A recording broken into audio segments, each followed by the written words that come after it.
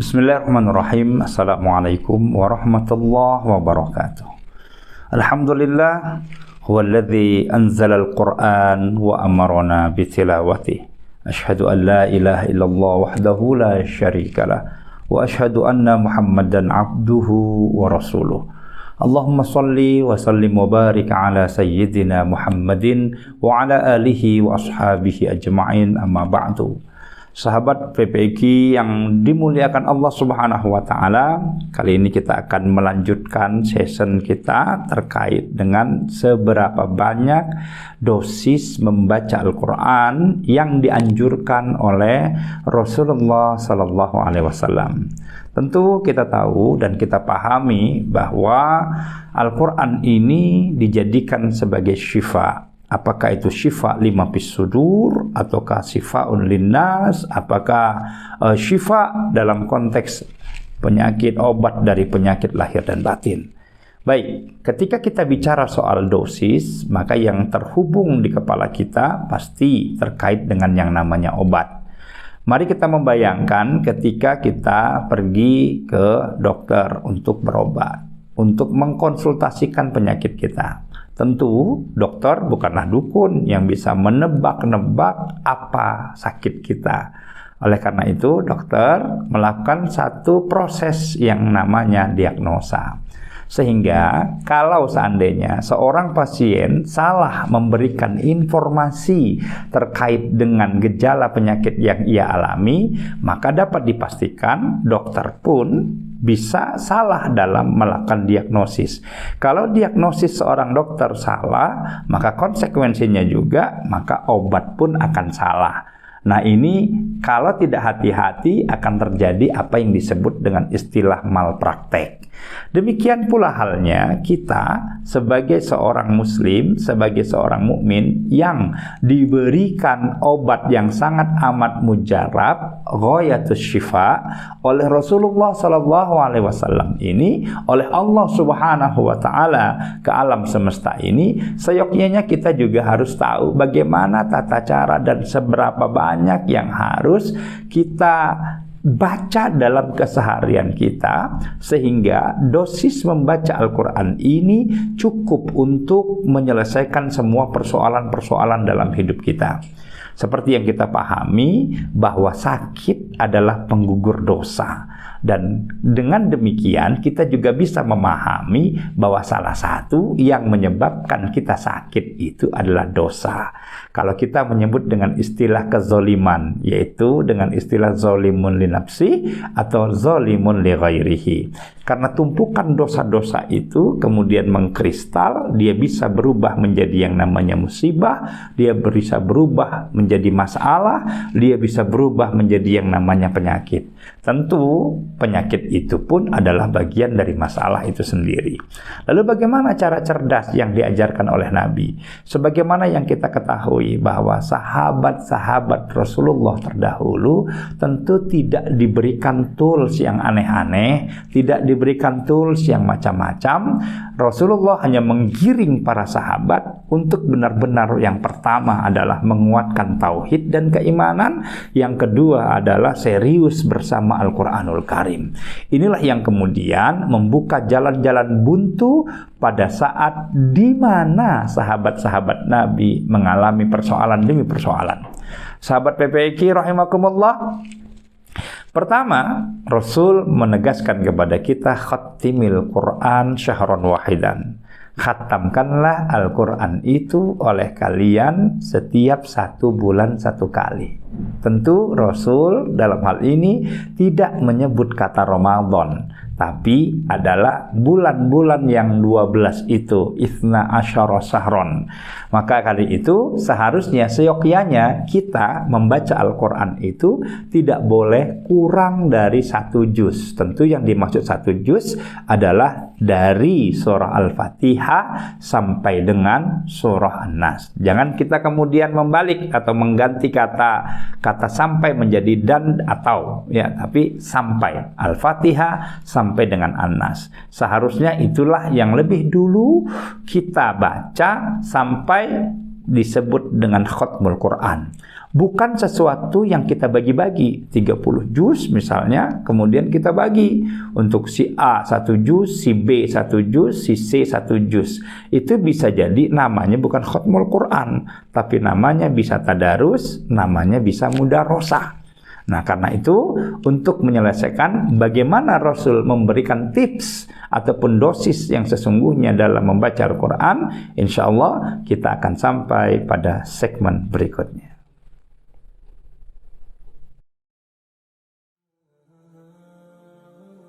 Bismillahirrahmanirrahim. Sahabat PPIQ rahimakumullah. Tentu setiap kita dianugerahkan rizki oleh Allah Subhanahu wa taala. Dan tentu salah satu bukti kesyukuran kita terhadap rizki agar rizki kita ditambah oleh Allah Subhanahu wa taala sebagaimana firman Allah, la in syakartum la azidannakum wa la in kafartum inna adzabi lasyadid. Bagaimana caranya agar rizki kita bertambah? Maka rizki kita harus kita keluarkan. Kenapa harus kita keluarkan? Karena rizki kita yang sesungguhnya itu adalah yang kita sedekahkan, yang kita keluarkan zakatnya, yang kita infakkan fi sabilillah. Itulah rizki kita yang sesungguhnya. Maka mari berzakat, mari bersedekah, mari berinfak. Kemana? Yuk kita salurkan zakat, infak dan sedekah kita ke di bawah ini, yaitu Jiswaf PhD 368. Apa itu PhD 368? PhD 368 yang kita maksud adalah program PhD, program hamba dermawan 368. Mungkin setiap kita pasti ingin menyandang gelar dermawan, maka pastikan kita salurkan zakat, infak dan sedekah kita ke Jiswaf PhD 368, yaitu tempat di mana saluran terbaik, karena PhD 368 adalah milik Pondok Pesantren Tahfidzul Quran Integritas Qurani, sehingga kita dapat menikmati pahala-pahala yang besar dari para hufaz, dari para penghafal Al-Quran, yang setiap huruf-hurufnya insya Allah menjadi amal jariah bagi siapapun yang menginfakkan, mensedekahkan dan mengeluarkan zakatnya pada PhD 368.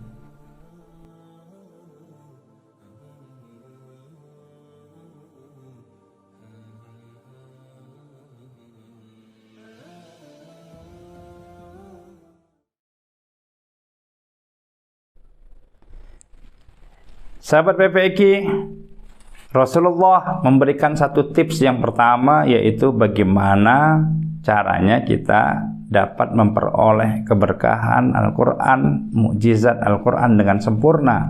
Yang pertama tentu, sebagaimana sabda Rasulullah, khatamkan oleh kalian Al-Quran ini 1 hari 1 juz. Itu artinya sudah merupakan dosis baku, yaitu secara ukuran juz sehari tidak boleh kurang daripada 1 juz. Tentu yang dimaksud dengan 1 juz adalah dari surah Al-Fatihah sampai dengan surah An-Nas, dan itu dilakukan person to person. Jadi setiap orang, bukan pengelompokan, bukan pula dibagi-bagi atau dikeroyok, ya, tapi membacanya itu setiap orang harus menuntaskan 1 hari 1 juz, sehingga setiap bulan dipastikan kita mengkhatamkan Al-Quran 1 juz, 1 kali khatam dalam setiap bulannya. Kemudian yang kedua, versi yang lain, Rasulullah memberikan aturan penggunaan dosis itu, yaitu berdasarkan jumlah ayat.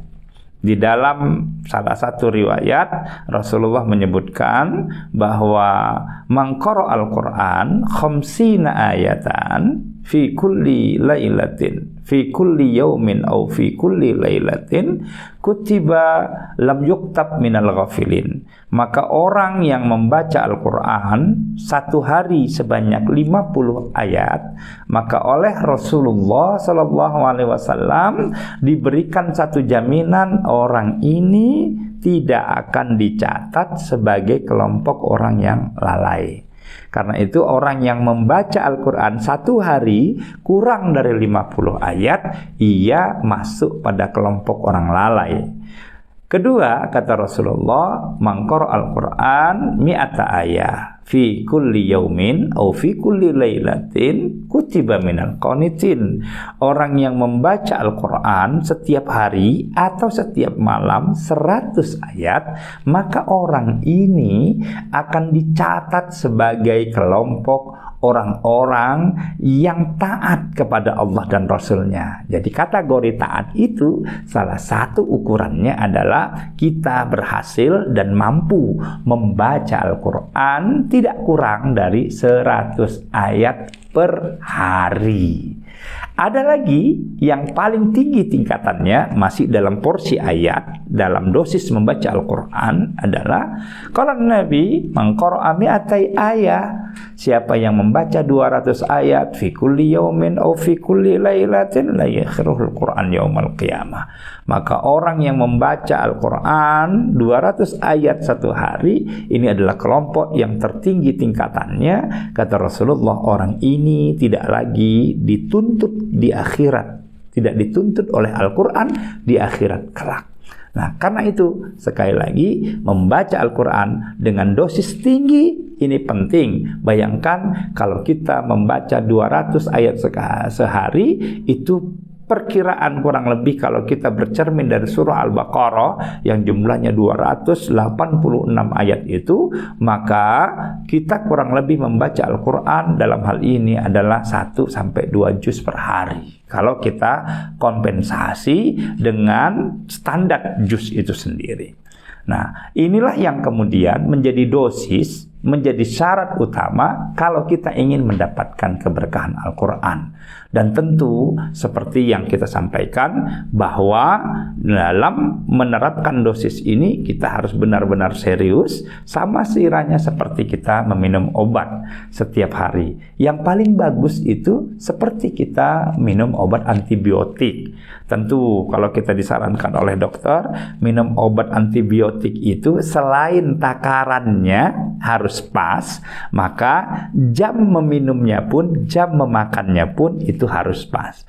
Lalu bagaimana anjuran Al-Quran supaya kita mendapatkan takaran dosis yang tepat, takaran waktu yang tepat? Insya Allah kita akan masuk pada segmen berikutnya.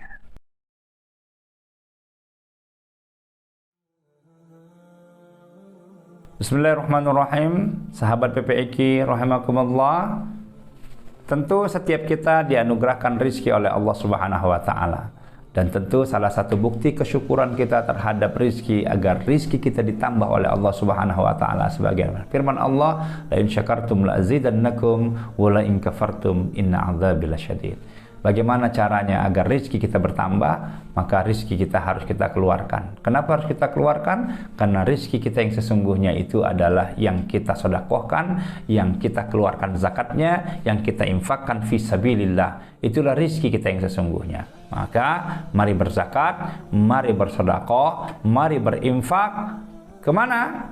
Yuk kita salurkan zakat, infak dan sedekah kita ke di bawah ini, yaitu Jiswaf PhD 368. Apa itu PhD 368? PhD 368 yang kita maksud adalah program PhD, program hamba dermawan 368. Mungkin setiap kita pasti ingin menyandang gelar dermawan, maka pastikan kita salurkan zakat, infak dan sedekah kita ke Jiswaf PhD 368, yaitu tempat di mana saluran terbaik, karena PhD 368 adalah milik Pondok Pesantren Tahfidzul Quran Integritas Qurani, sehingga kita dapat menikmati pahala-pahala yang besar dari para hufaz, dari para penghafal Al-Quran, yang setiap huruf-hurufnya insya Allah menjadi amal jariah bagi siapapun yang menginfakkan, mensedekahkan dan mengeluarkan zakatnya pada PhD 368.